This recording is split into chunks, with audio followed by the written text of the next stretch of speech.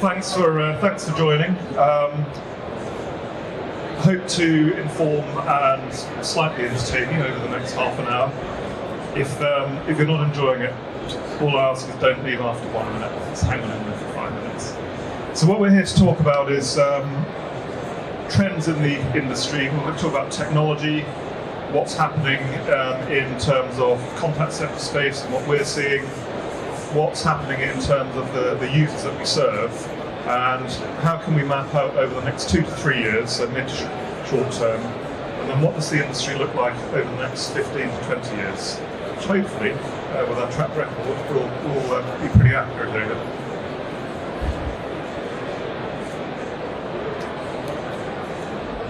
Okay, so just a little bit of background, some quick credentials, establishments, to make sure that you know it's worth listening to us. So, the company that I represent, Content Guru, we're known for doing very large contact centres. So, in this country, during test and trace, about 20,000 seats, we put up the infrastructure for test and trace. We've done very big digital deployments out in Japan, for example, over 75,000 digital agents running for their sort of Black Friday equivalent. We run mission critical services, so we're the only blue light cloud provider in the UK, possibly Europe. Every single call to an ambulance, all 999 calls in this country, run through our cloud infrastructure. So that's where cloud has been absolutely taken into a mission critical environment, because think about it, if it doesn't work, it's injury or loss of life, so it's right at the peak in terms of what's running there. We've been in the marketplace as a CCaaS provider, contact center as a service, so running through the cloud since 2005. We thought that it was going to be a big area. I think 15, 16 years on, we're proven right, and so we're hoping in the same way we can forecast what we think the next 15 to 20 years are going to look like. And that combination of running through, let's go back, that sort of running through innovation, running those big services. One thing I wasn't aware of, we commissioned a pretty big study of the market last year. We spent over £1 million on it. And we knew that the largest market in the world is the US market. What we didn't know is the second largest market by revenue spend and seats is actually in the UK. So we're in the sort of the core market outside of the States. We're the largest by revenue in cloud in terms of CCaaS, with over 1,000 large enterprise customers. And basically, if you reference the Magic Quadrant, that's the last European Magic Quadrant where we are. And then globally, we're weakest in the USA, so we've got a lot of American companies here, that's our weak spot we're growing in. Strongest in Europe and very strong in Asia Pac. So let's work our way through.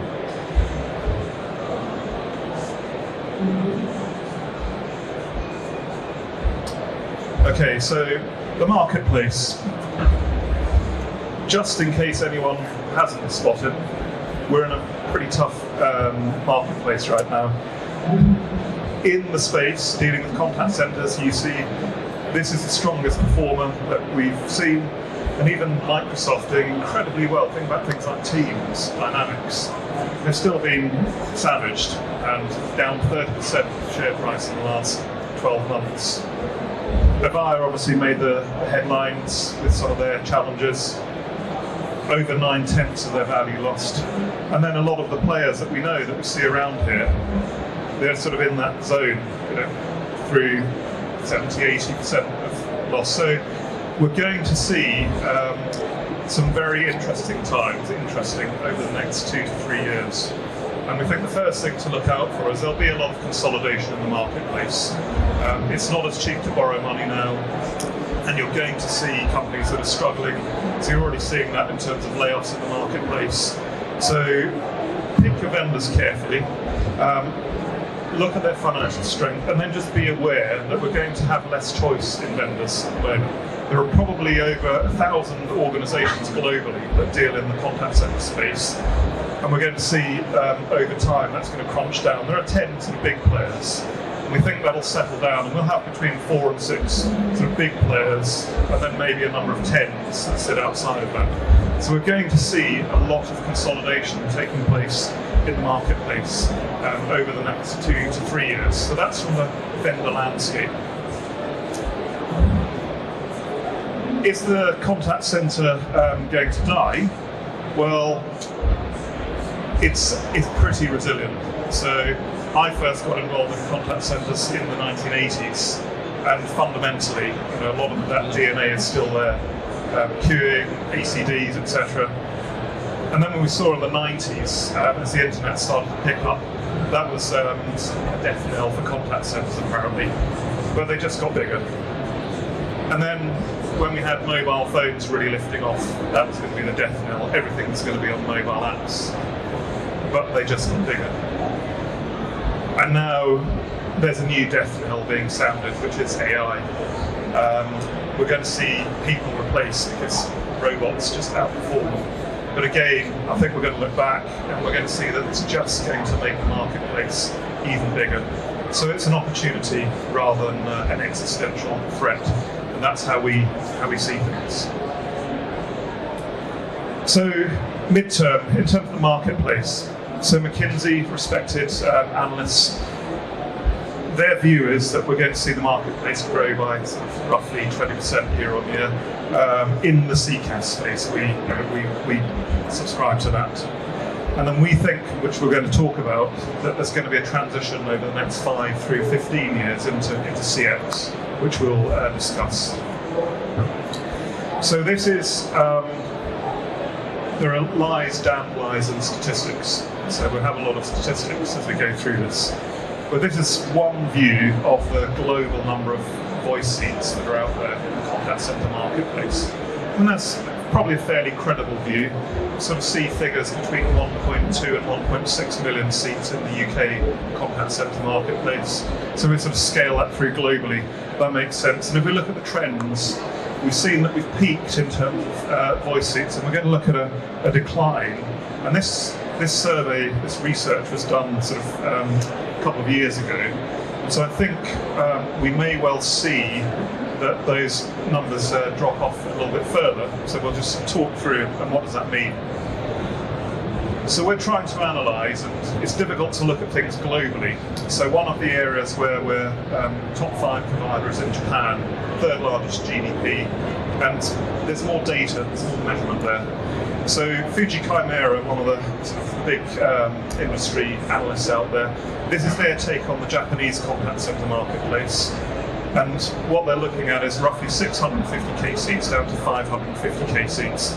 We're going to see that decline, and we feel that that decline is probably something that we'll see in a lot of areas, and it'll be accelerating now with cost of labour, there's wage inflation, etc. So we can see voice seats dropping off in the marketplace. They had a delay, a 2-year delay in terms of contact centre seats being transitioned from customer prem into cloud. But they're pushing that through and seeing that next year, cloud will then overtake customer premise. And again, we're sort of seeing, depending on the market, Japan is a laggard market, being very slow to adopt cloud, unlike parts of Europe or the US. So we're seeing that switch over from customer prem into cloud, but they're looking at explosive growth in the marketplace, and that's brought about by digital channels, automation, themes that we'll move to later on. So we think we'll see a decline in voice seats. We don't think it'll be a dramatic decline, but we think we're going to see a big increase in terms of market size. Okay, so one of the big things that we're looking at is keeping the customer happy, customer satisfaction. And it's a difficult one, because what does that mean? It's a human thing. How do you measure somebody if they're happy with something, how satisfied they are? Well, we always look in our business to start with the why. Why is it important? So why is customer satisfaction important? Well, customers have high expectations. We'll come through and we'll plot some historical trends there. People are looking for a good experience. They want to be treated well, and only roughly 10% of customers only care about price. So there is a market which is just price driven, and they don't care about your level of service. It's about the cheapest price, but it's just over 10% of typical addressable markets. So we need to bear this in mind. We're seeing, obviously, in the last 2 to 3 years, COVID's changed things. That hybrid, that mix of remote and office working, using video. So people are now just expecting that organisations shift in to digital engagement. And if we think in the contact centre space, we're quite slow to it. We're quite a traditional marketplace, using the same technology, in essence, in voice as we were in 1985. So it's a long time that we've kept that core there. So we've got to start accelerating now, because our customers are impatient and they expect us to be pushing forward. And then we're not just expecting different ways to communicate, we're expecting that the experience is a strong one. So people are expecting customised service. They want to be treated as individuals. And this is a big trend that we need to look to. Okay, so what does it mean in sort of measurable terms? We want to look after our existing customers with good customer satisfaction, and we want to get more customers. We want to upsell to our existing customers. So the stats tell us that it's 5 times on average more expensive to acquire a new logo than to keep them. So if you're spending €1, $1, £1, it's 5 times more efficient if you're looking after your existing customers. And then you've also got that advocacy, which we look to through Net Promoter Scores. That's one measure. But your happy customer is 4 times more likely to go out and tell other people that you're a great brand. So it's, as far as we can measure, there's an importance to providing good customer satisfaction.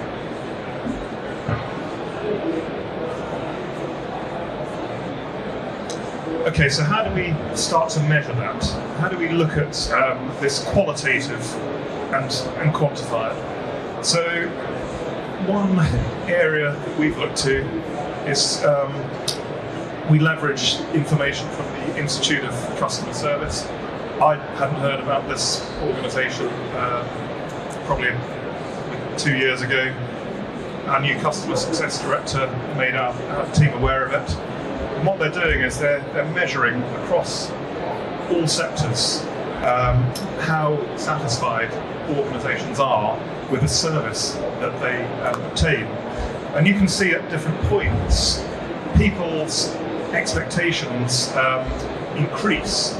And then when the organisations don't match, you then see a drop-off in terms of their satisfaction. So we're sort of spotting this trend as the marketplace demands that providers up their game. And then that response that comes through, once people understand the data, and that comes through in lost revenues, in slower growth, and there's a pickup. And so we've seen some of that happen through COVID, where expectations increased. And we've seen vendors rise to the challenge, and we'll talk a little bit more about that. And what are the things that they're teasing out that make people unhappy? So the good news is, if you run contact centres, a lot of it's around people. So, did I get a good service? We can look at the technology and we can try and crush down our price by having a pure digital experience, fully automated. But customers don't like it. So we can't just be purely technology driven and have ourselves looking at only cost. We've got to bring in the human element. And so some of the things to sort of keep in mind are, do I feel looked after by my organisation? Are they friendly? And then the speed at which people respond and the knowledge they have. So these are things that we're trying to tease out if we're looking at that sort of next generation and how we rise to the challenge. And so the top organisations, they have their index, and the top ones, these are some of the things that they focus on in order to achieve their really high scores. And see, looking through there, things like speed, how their teams deal with these sorts of inquiries, they're really important. And we will come back to looking at an organisation that does particularly well there. So we then are looking at customer satisfaction importance. and we look at great customer experience to achieve great customer satisfaction. So, customer satisfaction has got two key ingredients. The first one we know a lot about in this space, and that's omni-channel. So when we first started pitching the idea of contact and omni-channel 15 years ago, I had a chat with a director in a big insurance company, and he said, "Sean, I've got a call centre and I've got a website, so it's job done. But what's this big thing about omni-channel?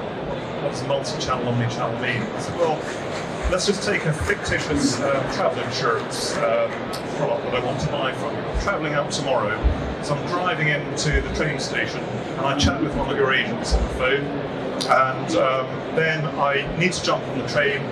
I can't finish the transaction on the train line, and this is about 15 years ago, really poor signal, and I don't want to talk about sort of things like financial information, etc., in a crowded carriage. So I want to switch into a text conversation, which is low bandwidth, robust, and it's private. And then when I get into London and I'm waiting for a colleague, I then might want to go on to a web chat on your website, where I've got, say it's a Starbucks, and I can use their Wi-Fi. It's one transaction, but based on what's convenient for me, there are different ways I need to communicate to them. Got it, absolutely understand. And so we've seen that steadily build up over 15 years. So how do you make sure that you are engaging with your customer in a way that's easy for them? It's got to be low effort, it's got to be convenient for them. And then the piece that we're seeing really grow now is the equivalent in the content world, the data world, that's omni-data. So we deal with a range of contact centres. It might be a business process outsourcer, for example. They might have, I've seen 40, 60 different systems that they're leveraging. So if you just imagine, and again, a fictitious insurance company, I want to take pet insurance, home insurance, car insurance, health, those different systems. Ideally, I don't want to be told, well, I can't help you with that one, you need to go somewhere else. It's the same organisation. So if you sort of think about that, just to simplify the problem. So we're looking at omni-channel to bring everything together. People use the terms omni and multi-channel and mix them up. Multi-channel is multiple channels. Omni is like an omnibus. You're bringing everything into one environment. And this is the same with omni-data. It's not a CRM system. It's not using multiple systems. It's bringing all that data together into a single environment. That's your omni-data. And very simply, if you tie omni-channel and omni-data together, you start to build outstanding customer experiences. Okay, so within this context of CX, what are 4 strong growth areas that we recommend you focus on?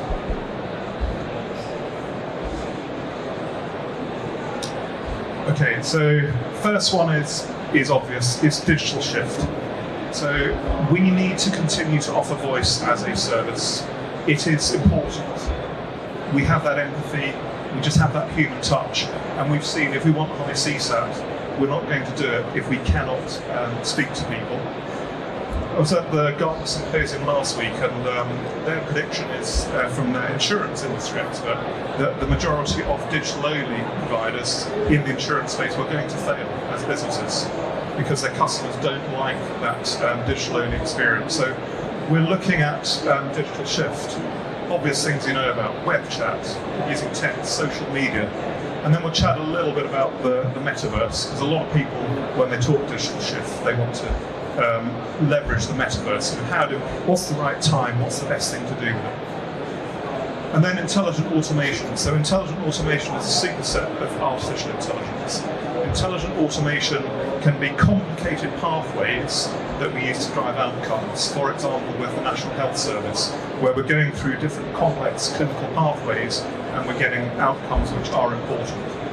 And it can be, of course, using artificial intelligence. So we'll talk a little bit about that. And then we've talked about omni-data, and that's the sort of the buzz acronym is CPP. So everybody, make sure you're fully aware of customer data platforms, bringing all that information together.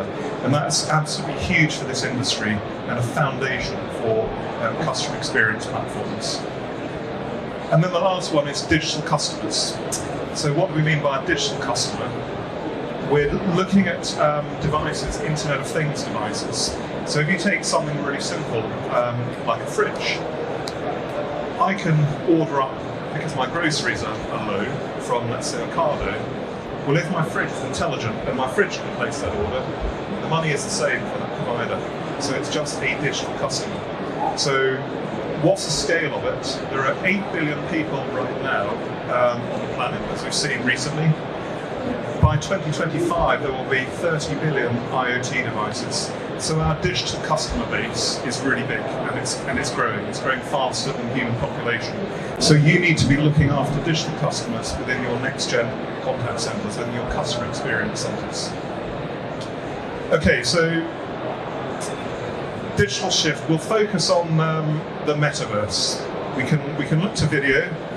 Some of the things that a lot of you guys are using at the moment, stuff that we've done with the NHS. I'm on a phone call with a clinician. It might be that my child has a rash, and then the clinician's worried about it. So they ask, I'll ping you a secure link, click on the link, convert your mobile phone then into a camera, into a video device, and then I take a picture of my child. And this is serious, it's probably meningitis. So you need to get to a hospital immediately. So this is where that picture is worth 1,000 words. So it's just an example of digital shift that we're seeing, that heavy use of video, which is the likes of Microsoft, likes of Zoom, have really made that popular, of course, through COVID. But then sort of beyond that, people are looking at the metaverse and what does that mean? So I think a lot of people firstly don't know what the metaverse means, and I think I saw one description from Deloitte, which is it's the internet in 3D. Well, that's a good enough way of describing it. So there are lots of things that you can do. It can be incredibly interesting and sophisticated. So there's one organisation that we were dealing with, and they arrange for their people to meet up, just to have a sort of a works drink. And there are things like haptic gloves that you can have, where when you pick up your coffee, then you'll get a wave sensation there, but you'll also get the feeling of warmth. So you're picking up your warm coffee mug. So, we're seeing these quite complex, the costs will drive down, but really immersive experiences in terms of what's happening with Metaverse. So, how do we use it? What's the right time to start using Metaverse? So, in terms of the stats, so we look at the likes of Gartner, estimating that in the short to medium term, that a quarter of the population will be on for at least an hour a day. Okay, so it looks like it's important. And we're seeing that there's an expectation over the next 3 years that there'll be a 30% growth in the industry, which will be enhanced meeting experiences. So they'll be looking at virtual meeting rooms, and that will be a big driver. So we're obviously aware of games and how that can be utilised. And then if we use the metaverse, we've got this data here, then it makes more of an impression on us. It's a stronger imprint that it leaves. So what's the right time to get into it? So there are going to be those early use cases, but we like to look at the hype cycle from Gartner. Anyone that doesn't know this, what happens is you get a new bit of technology and it goes through the hype cycle, and it just starts off when people are becoming aware of it, and then suddenly people become really, really aware of it, and there's a huge amount of hype, and then it gets up to the peak where this is the big thing, there's lots of money piling into it, lots of development. And then people start to look at it and say, actually, this is pretty rubbish. It's really disappointing. So then you start to drop down as people become disillusioned with it, and you hit your sort of trough of disillusionment where everybody feels it's a waste of time, it's not the way forward. But then creative companies start to see how you can monetize, and then it starts to pick up, and you get some real productivity in the marketplace. So if we look at the experts, they forecast the metaverse is going to be through into becoming productive in 10 years' time. So you have to think about, as you're moving into the metaverse, there are some applications. We would recommend that you use this for your internal customers, for things like meeting experiences, to bring your teams together. Because it's easier if you've got teams working in contact centres in the same physical location, but how do you keep your teams united if they're spread across remote working locations? So Metaverse is how we're looking at bringing organisations together. And if you want to see a sort of simple startup for a Metaverse, then come and visit us and we can run you through our trust centre as an example. So next one's intelligent automation, machine agents. And this is basically using robots, but we are not seeing that machine agents, artificial intelligence, are going to replace human agents. We're seeing that they're going to supplement what they do. If I've got tedious jobs, I don't like tedious repetitive tasks, machine agents can take those tasks on from me, and they work really effectively. They can bring down cost to serve. So LV used artificial intelligence to look at low-value settlements for car crashes.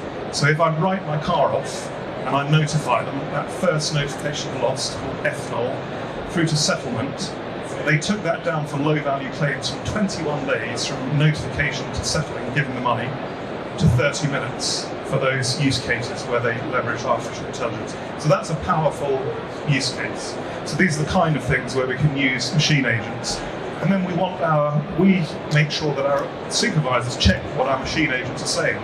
We treat them as children or as junior agents, because what we don't want is our machine agent to come up with an idea and then maybe put that out with a digital footprint through social media and email, and it's got something rude in there, very wrong if it's a medical outcome, something that's brand damaging. So you've got to mix your machine agent and your human agent. They have to collaborate with each other. Just see it as another type of agent, but a junior, inexperienced agent. And then there are lots of ways you can leverage it. Just making sure you get the right outcome, looking at ID and verify payment solutions. There are many ways that people are using artificial intelligence right now in a very effective way. Okay, so what we want to do is we want to take our customer experience, and then we have the internal customer, the employee, and this thing of the total experience, my internal customer, my people who work in the organisation, my external customer. And machine agents are a great way to improve our total experience. We've talked about the customer data platform, some of the data around it, that we expect personalised delivery. So we are looking to try and make sure that we have that great personalised experience. Bring all of our data together, make it simple for our people, our agents to do their job, get that 360-degree view of the journey, make sure that we're leveraging CRM, either systems like Dynamics or Salesforce or proprietary, and then bring in knowledge management articles to really create this great experience. So, and we've picked up a word from our Japanese dealings, otonashi, which means doing a great job looking after your customer in combination with anticipating their need. So we use that a lot in our organisation, and that's what you're looking for from your customer data platform, to bring that otonashi into your organisations. And the last one, Internet of Things. So as we've said, could be a fridge ordering up groceries. It's an order, fantastic. Could be discharging people from hospital with telecare devices so that we can free up beds so people can get into their operations. Could be smart metering. There are tens of billions of ways that we can use these digital customers. So going back, a very quick example of somebody that's done this well. We mentioned this customer satisfaction index, and the company that is number one. So I've thought about the likes of John Lewis and so on. Surprisingly, it's a company called UK Power Networks. Some of you will know, and a lot of you won't. So basically, they provide electricity, and so in London right now we're getting our power from UK Power Networks. It's about 20 million people, a third of the UK, and their contact centre is sort of a grudge contact, because you're calling them when you have a power outage. It's your retailer, the person billing you, isn't the person that you contact. They then route the contact through to them. So what happened is the regulator did a really smart thing and said, well, I need to motivate these guys to give great customer service. And so what they did is they set up a league table, and they said, if your CSAT is poor, I'm going to fine you huge millions. And if your CSAT is high, I'm going to give the millions I took from the poor performers to the good performers. So they created this league table which absolutely motivated these power providers to provide amazing customer satisfaction, and it's worked. So you see they're number one in the CSAT index. And so they've leveraged all these techniques that we've chatted about in order to bring that CSAT. High automation, getting answers through to their customers really quickly. High numbers of channels, omni-channel, bringing their data sets together, being proactive in their engagement, getting through to agents. If agents are free, you'll get routed straight through to an agent. If there's an agent that has to do a callback, if that agent doesn't do the callback when they promise, they've broken their promise, when the angry customer rings in, they will get routed to the agent that didn't make the call. So they're highly incentivized to make sure they don't break their promises. So they've done sort of super cool things like that, a combination of technology, a combination of how they use their people. Okay, so to summarize, up on time already. So a few things you want to bear in mind. We're very impatient, want it now. We're looking at speed of our service. We want to make sure that we've got this omni-channel 360-degree experience. We can use technology sometimes, personalising with a mobile. That mobile's with us, and that can be a way to engage deeply with your customer. Use those agents to provide great experience. UK Power Networks gives each of its agents over a period of time £30 to make discretionary payments. So one thing that hit the news was through a power cut, there was a child that was struggling, and they bought them their favourite toy, and that child was delighted, that family was delighted. It just got huge amounts of coverage through something, a small action. So that's the combination with the agents and technology. Back to basics. How do we speed up? People haven't got time. Deliver that personalisation, a great customer experience. Let the business show that you're doing the job well. Do the job well. Be seen to be doing the job well. Your customers are not external only. Your workforce, and with all of the sort of cost of hiring somebody once they've left, high churn, we want to try and keep our internal customers happy. And of course, we're always asked to do more for less. And then finally, general advice: be a smart follower. Don't get out there and be bleeding edge. As I said, think total experience. Think about the customer and delivering that deeply personalised experience. That's your great customer experience, great customer satisfaction. And then think mentally, transition from the contact centre into a customer experience centre. Okay, that's slightly over half an hour, so I apologise for the extra minute that I've stolen from you. If there are any questions, I'll step aside and happy to take them at the back. And then if you want to find out more about any of the case studies, etc., it's not very hard. It's that content bureau just across the way there. Hope to see many of you afterwards. Thank you so much for your time.